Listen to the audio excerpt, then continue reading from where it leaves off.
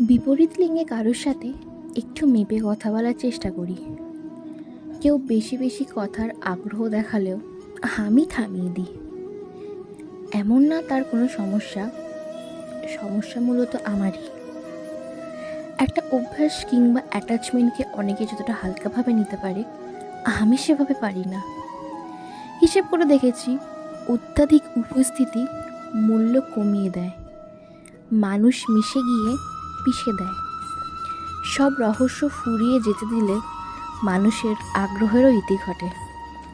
তাদের অবশ্য দোষ নেই, আমি অতি আবেগী হয়ে যাই। আমি সব কিছু ইজিলি নিতে পারি না।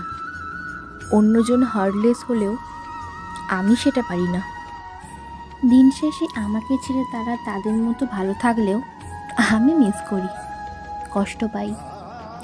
এর চেয়ে বরং নিজেকে নিয়ে নিজের মতো থাকি, কারো কাছে না যাই, কারো কাছে আসতে না দিই।